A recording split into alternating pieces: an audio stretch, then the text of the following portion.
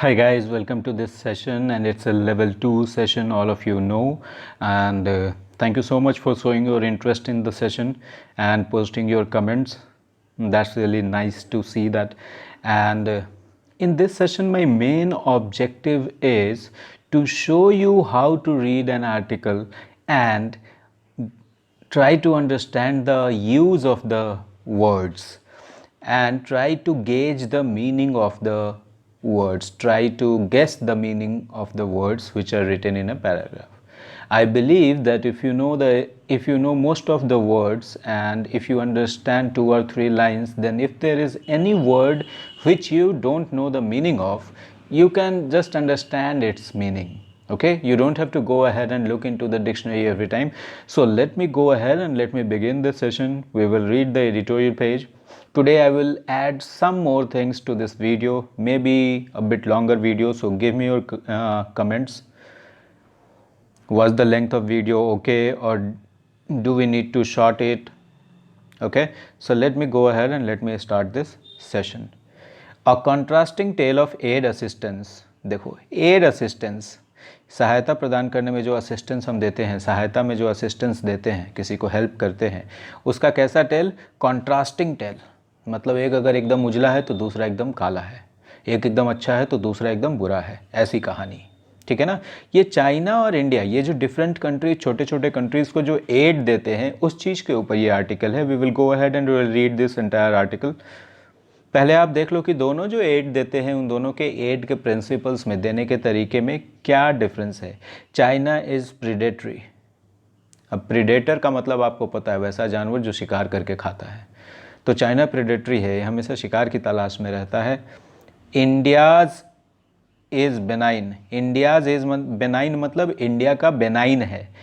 India का क्या benign है? Aid assistance. इंडिया जो एड असिस्टेंट देता है वो बेनाइन है। बेनाइन है मतलब जेंटल है, नोबल है। नोबल आपको पता है ना, NOBLE।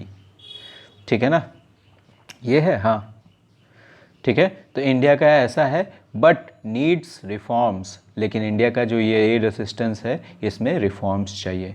So we will come back to this article.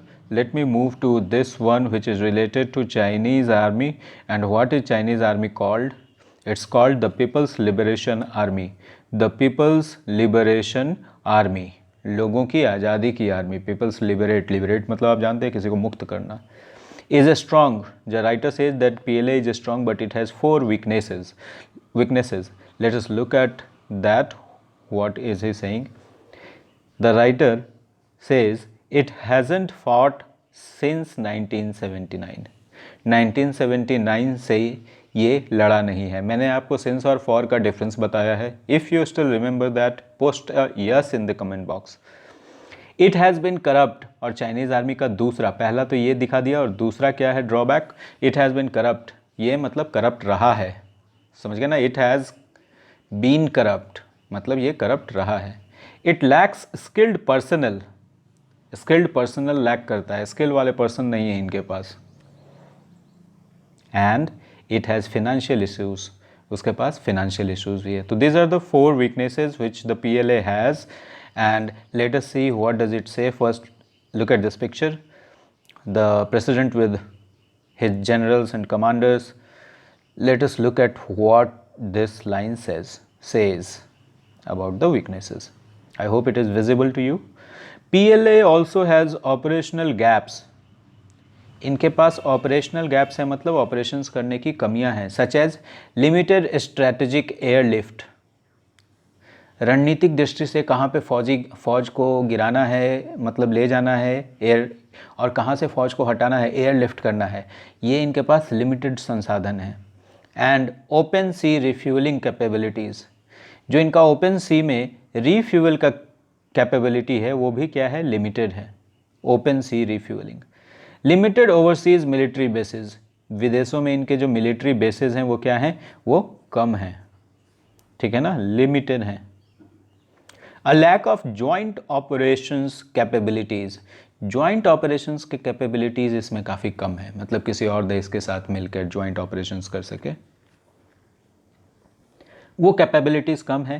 And the lack of a rotational system, rotational system within lower ranked officers, lower rank officers में जो रोटेशन चलता रहता है, अच्छा अभी तुम इस जोन में हो तो अब इस जोन में चले जाओ, अभी तुम ये संभाल रहे थे तो अब कुछ दिन तक वो संभालो, तो ये इनके यहाँ नहीं है. So these are the drawbacks which the writer is mentioning.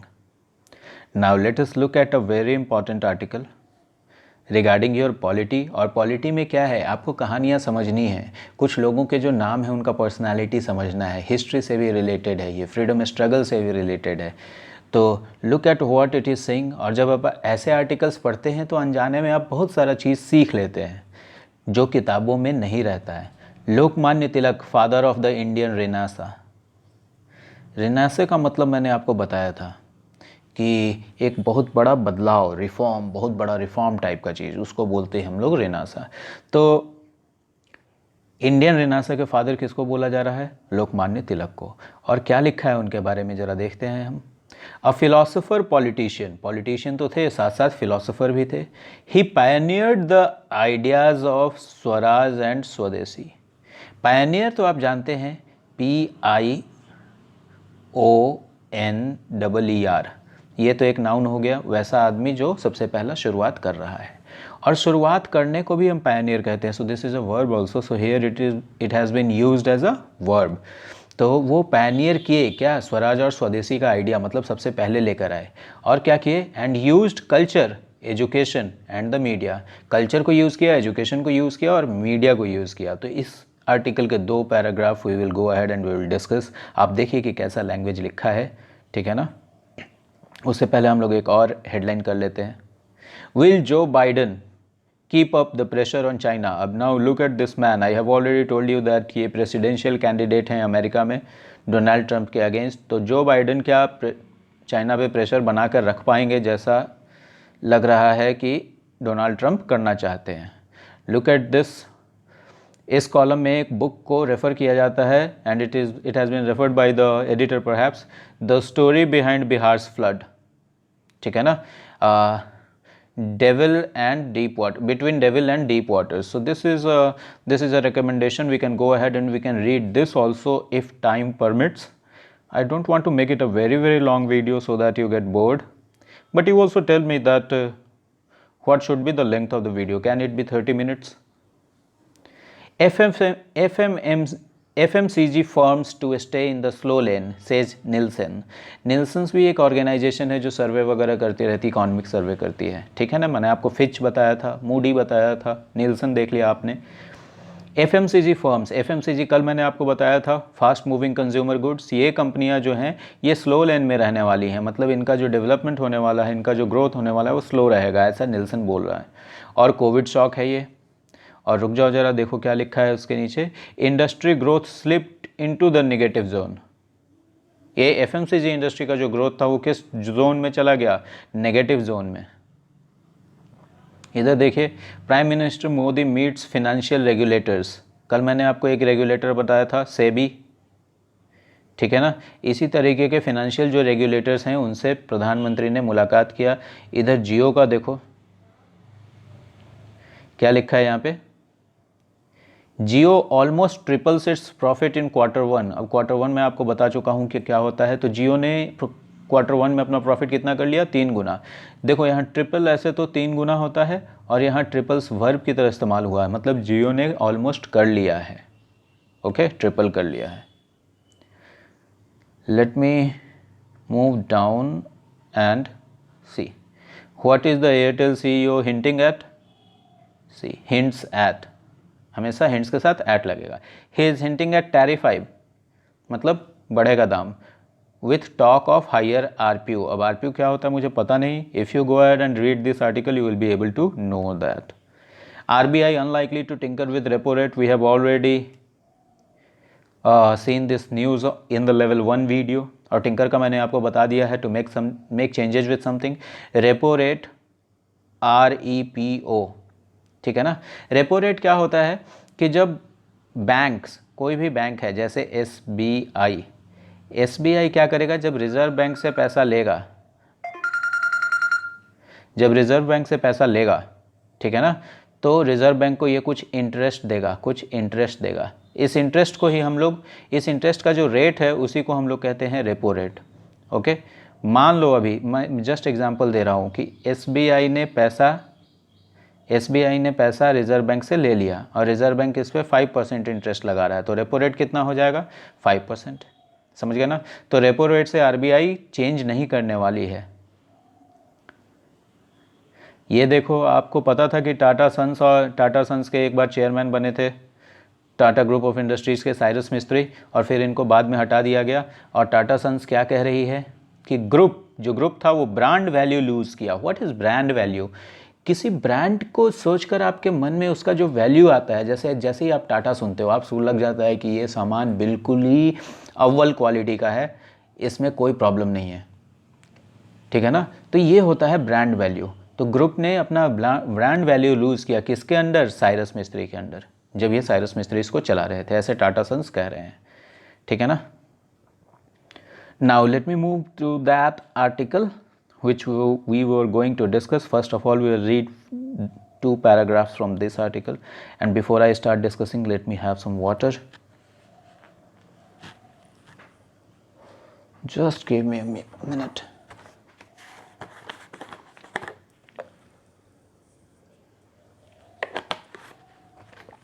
All right, that will be all.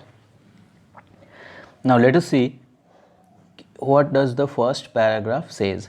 See, this article, ये आर्टिकल ऐसा है कि आपको इससे पढ़ने से पहले भी थोड़ा तो आइडिया होना चाहिए, ठीक है ना, हिस्ट्री का और इस चीज़ का। आप देखिए कि कैसे लिखा गया है।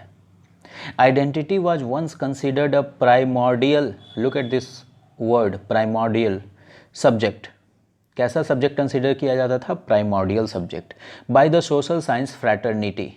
अब फ्रैटर्निटी का मतलब आपको होता है ना कि वो जो कम्युनिटी, सोशल साइंस का जो कम्युनिटी है, मतलब जो फिलोसोफर्स हैं और जो इस तरीके की चीज़ कर रहे हैं, जो पढ़ा रहे हैं सोशल साइंस और जो सोच रहे हैं, पॉलिटिकल साइंटिस्ट हैं, ये सब सोशल साइंस फ्रैटर्निटी के पार्ट हो गए। मेडिकल फ्रैटर्निटी का पार्ट कौन होगा? सारे डॉक्टर्स, नर्सेज, मेल नर्सेज, तो ये मेडिकल फ्रैटर्निटी के पार्ट हो जाएंगे।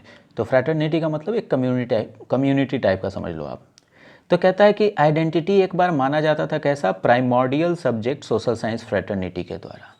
अब प्राइमॉर्डियल सब्जेक्ट का मान लो आपको मतलब नहीं पता है, तो या तो इसका मतलब हो सकता है इम्पॉर्टेंट सब्जेक्ट माना जाता था, और नहीं तो कोई इसका इंपॉर्टेंस नहीं दिया जाता था, नेग्लिजिबल सब्जेक्ट माना जाता था। मान लिया अभी हमने, आगे पढ़ते हैं। But then there was a significant change, और तब फिर एक सिग्निफिकेंट चेंज हुआ। Many social scientist recognise the importance of identity. तब एक चेंज हुआ और बहुत सारे सोशल साइंटिस्ट ने इसके इम्पोर्टेंस को रिकॉग्नाइज किया। तो चेंज के बाद जब रिकॉग्नाइज करना शुरू कर दिया, इसका मतलब चेंज के पहले रिकॉग्नाइज नहीं करते थे। इसका मतलब कि प्राइमॉर्डियल का मतलब हो गया कोई भी चीज़ जिसको नेग्लेक्ट कर दिया जाए, जिसका इंपॉर्टेंस ना रहे, जिसको इंपॉर्टेंस ना दिया जाए। तो इस तरीके से आपको मतलब समझ में आ जाएगा। I hope this point is clear to you. तो प्राइमॉर्डियल ऐसे जिसको समझ में आया है, please go ahead and write a yes. तो बहुत सारे सोशल साइंटिस्ट ने क्या किया? इसके इंपॉर्टेंस को रियलाइज़ किया, आइडेंटिटी के इंपॉर्टेंस को। किस रूप में?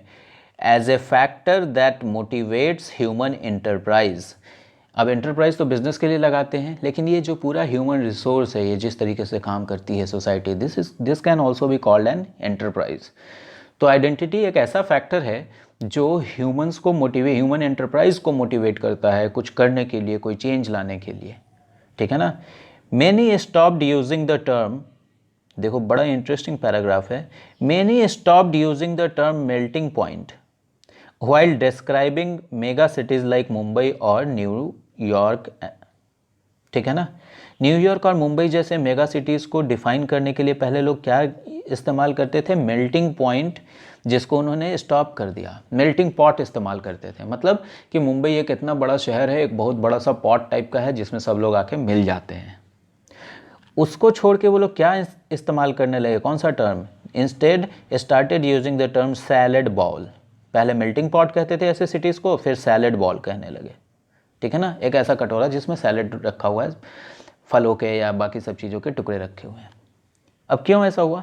Melting pot suggests a complete obliteration of smaller identities, a complete obliteration of smaller identities to have them merged into a larger one. अब मेल्टिंग पॉइंट में क्या है, छोटी छोटी कोई भी चीज़ है वो सब मेल्ट करके एक बड़ा सा वो बना देंगे, ठीक है ना। तो जो चीज़ उसमें ज़्यादा है उसी में मेल्ट करके मिल जाएंगे। लेकिन अगर सैलेड बॉल है तो हर पीस अलग अलग रहेगा, मिला हुआ तो रहेगा लेकिन अपना आइडेंटिटी रहेगा। ये चीज़ कह रहा है कि मेल्टिंग पॉट सजेस्ट करता है कंप्लीट ऑब्लिटरेशन। कंप्लीट ऑब्लिटरेशन मतलब उनका पूरा गायब हो जाना। किस चीज़ में? To have them merged into a larger one, larger identity में गायब हो जाना। जो चीज़ समाज में ज़्यादा है उसी में वो मिलके गायब हो गए। लेकिन सैलेड बॉल में क्या होगा, उनका आइडेंटिटी बचा रहेगा। तो ऑब्लिटरेशन का मतलब आपको समझ में आया कि कंप्लीट वैनिशिंग, उनका गायब हो जाना। Whereas a salad ball represents the protection of these smaller identities, है ना। सैलेड बॉल क्या करता है, क्या रिप्रेजेंट करता है कि स्मॉलर आइडेंटिटीज भी प्रोटेक्टेड हैं, और रिकॉग्निशन, और ये रिकॉग्नाइज करता है, ये इसका रिकॉग्निशन भी है कि स्मॉलर आइडेंटिटीज कैन को एग्जिस्ट।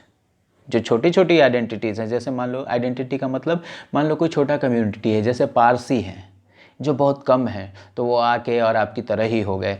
ये सैलेड बॉल में नहीं होगा। सैलेड बॉल क्या रिप्रेजेंट करता है कि पारसी पारसी की तरह ही रहेंगे, ठीक है ना। तो स्मॉलर आइडेंटिटीज़ कैन को एग्जिस्ट, साथ साथ रह सकते हैं।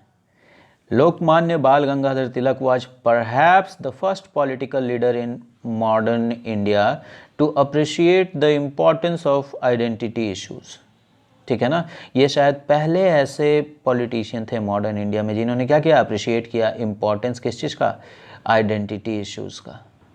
जो पहचान का मुद्दा है आदमी का, उस इश्यू को इन्होंने एड्रेस किया। ही रियलाइज्ड, देखो उन्होंने रियलाइज किया, क्या रियलाइज किया, that this could be a tool, मतलब identity issues can be a tool to make inroads in the minds of an otherwise docile society. India की सोसाइटी कैसी थी, डोसाइल सोसाइटी थी। आपको पता है डोसाइल का मतलब क्या होता है, जिसको समझा बुझाकर बहला फुसलाकर कुछ भी मनवा लिया जा सकता है। तो बोला कि ये आइडेंटिटी एक टूल हो सकता है ऐसे डोसाइल सोसाइटी के माइंड्स में इनरोड्स बनाने के लिए, रास्ता बनाने के लिए, उनके माइंड्स में घुसने के लिए। वंस दैट वॉज डन, एक बार उनके दिमाग में घुस जाया गया, उनके दिमाग में अपनी आइडियाज़ डाल दी गई। Once that was done, people could be motivated to join the struggle for independence. लोगों को मोटिवेट किया जा सकता था इंडिपेंडेंस का स्ट्रगल को ज्वाइन करने के लिए। विच एक्सप्लेन्स, मतलब ये जो पूरी बात हुई, ये तिलक का ये जो क्लैरियन कॉल था, क्लैरियन कॉल स्वराज और स्वदेशी के लिए, इसके पीछे ये जो इनका मोटिव था यही चीज़ एक्सप्लेन करता है। अब क्लैरियन का मतलब you have to go ahead and write it in the comment box, okay. Clarion call, call के पीछे हमेशा क्लैरियन लगा हुआ मिला है हम लोग को, okay. So now let me go ahead and let me this article for you. Yes, India gives assistance, okay, India gives assistance but does not take advantage, is the message Prime Minister Narendra Modi sought to convey at the inauguration of Mauritius Supreme Court building। Mauritius के supreme court building के inauguration पर prime minister क्या convey करना चाहते थे, देखो, sought to convey, कौन सा मैसेज कन्वे करना चाहते थे कि इंडिया असिस्टेंस तो देता है लेकिन एडवांटेज नहीं लेता है, ठीक है ना। मिस्टर मोदी अंडरलाइंड, मतलब mister Modi gave importance, focused, mister Modi focused that Indian development assistance, India का जो डेवलपमेंट असिस्टेंस है, किसी को भी डेवलपमेंट के लिए जो वो मदद करता है इंडिया,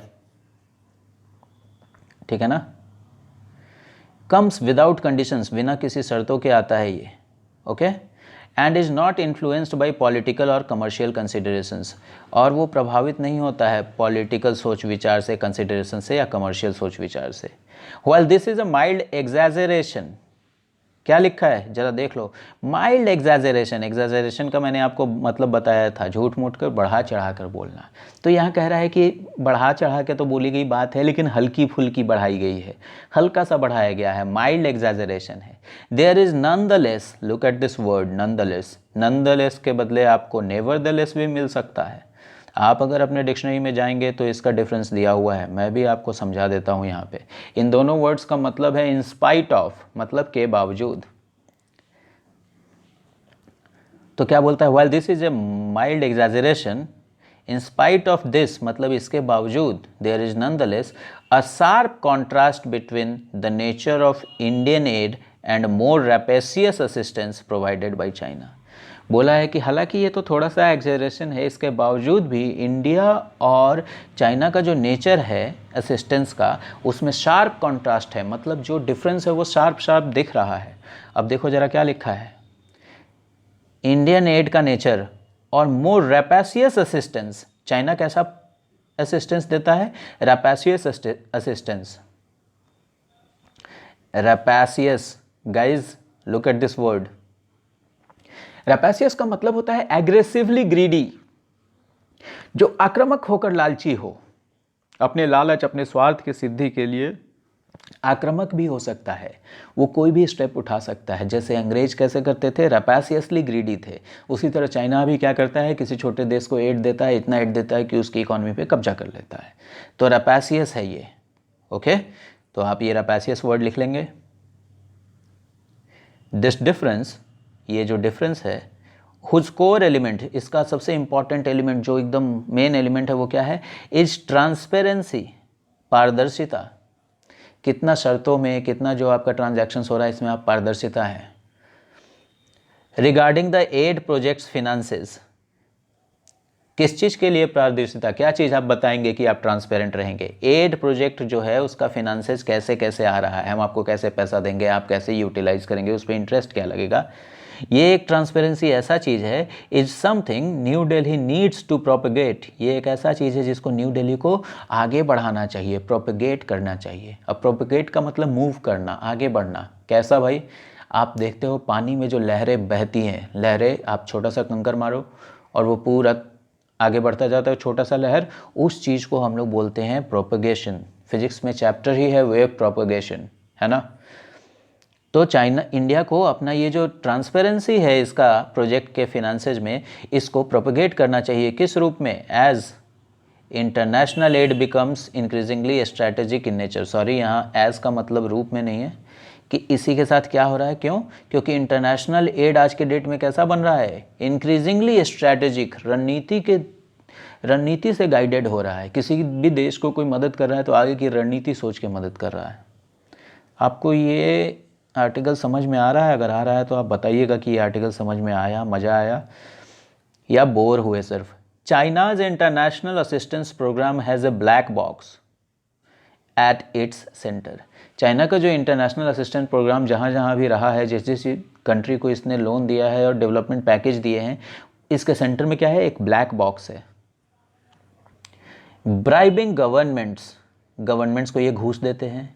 इम्पोजिंग डेब्ट लेवल्स को इम्पोज करते हैं। अब ये चीज़ अगर नहीं भी पता है आपको तो कोई बात नहीं, ठीक है ना। दैट कंस्ट्रेन सॉवरेंटी, ऐसा डेब्ट लेवल लगाता है, कर्ज का ऐसा लेवल लगाता है कि आपकी आज़ादी पे खतरा हो जाती है। कंस्ट्रेन कर देता है आपको, सॉवरेनिटी को लिमिटेड कर देता है। And attaching strings that include military access, और ऐसी ऐसी शर्तें लगा देता है, ऐसे स्ट्रिंग्स, ऐसे धागे लगा देता है जिसमें मिलिट्री एक्सेस को भी इंक्लूड कर दिया जाता है। मतलब आपके यहाँ लोन दिया तो चाइना की मिलिट्री भी आपको एक्सेस कर सकती है।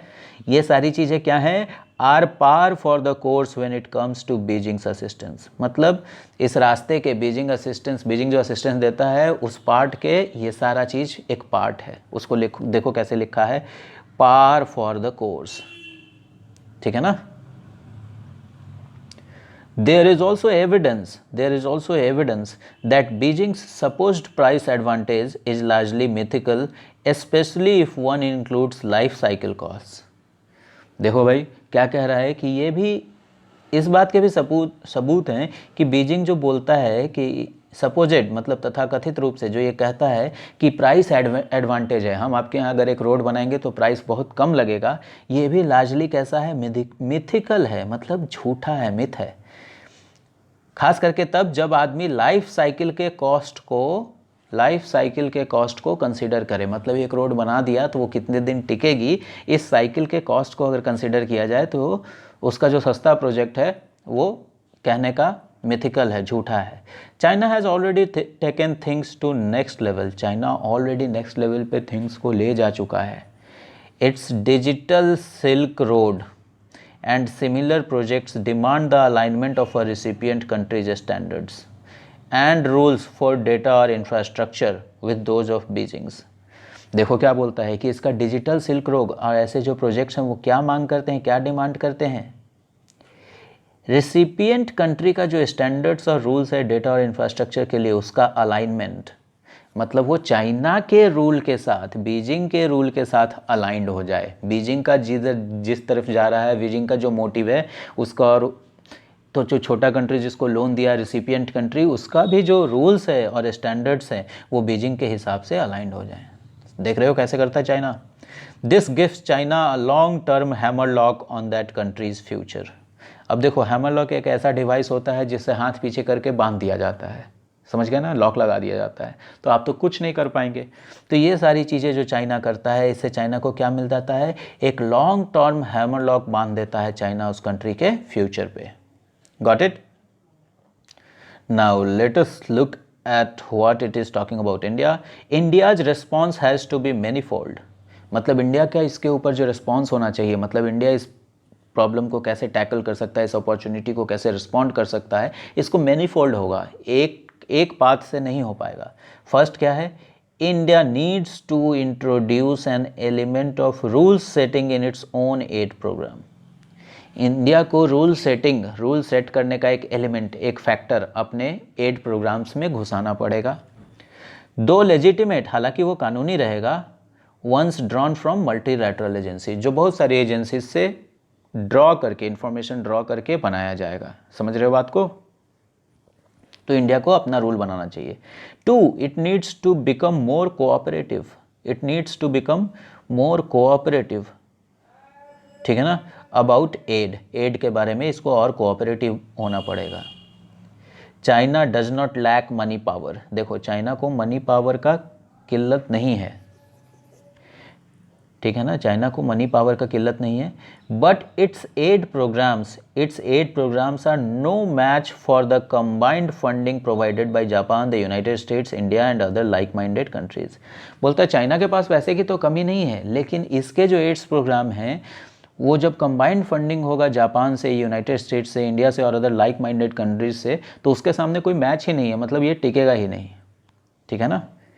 3, तीसरा क्या चीज़ बोलता है इंडिया को करने के लिए, assistance protocols have become infected by the agendas of non-governmental organizations।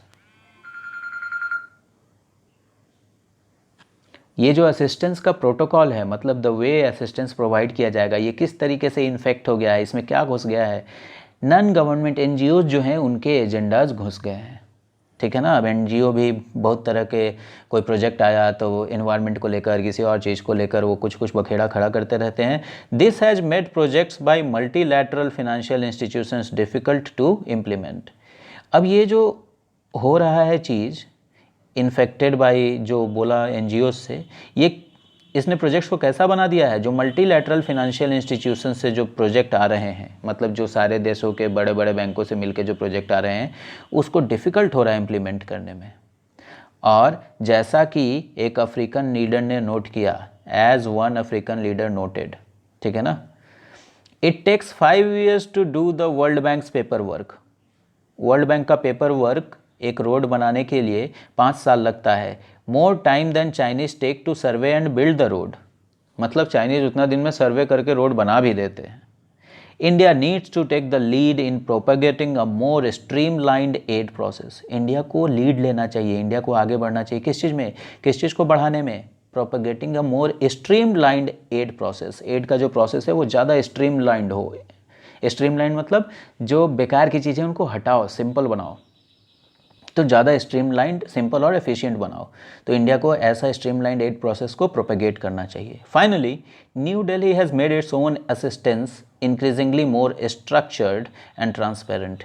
New Delhi ने आखिरकार अपने एड असिस्टेंस को कैसा बनाया है, ज़्यादा स्ट्रक्चर्ड बना दिया है, मतलब ज़्यादा ऑर्गेनाइज कर दिया है और ट्रांसपेरेंट कर दिया है। However it needs to begin to hard sell its unique accomplishments. अपना जो ये यूनिक अकम्पलिशमेंट्स है इसको हार्ड सेल करना चाहिए, मतलब इसको प्रचार करना चाहिए सच एज कैसा कैसा इसका अकम्पलिशमेंट है, such as using biometric identity to better target welfare systems. अभी देखते हो आधार में आपका बायोमेट्रिक फीड है और उससे क्या हो जाता है, आपके अकाउंट में पैसा चला जाता है और वेलफेयर स्कीम्स जितने भी हैं, सिलेंडर आना है, हेल्थ के लिए जाना है, यूनिफॉर्म के लिए जाना है, वो सारा अकाउंट में चला जाता है। और promoting digital payments through smartphones, और स्मार्टफोन से आजकल जो हम लोग डिजिटल पेमेंट्स कर रहे हैं इंडियन, ये दोनों जो अकम्पलिशमेंट है, इस तरह के अकम्पलिशमेंट को एडवर्टाइज करना चाहिए, मार्केट करना चाहिए, सेल करना चाहिए। Alright, so that would be all in today's video. It is 30 minutes. So guys, please give your feedback. How was the video and how was the length of the video? Thank you very much for watching.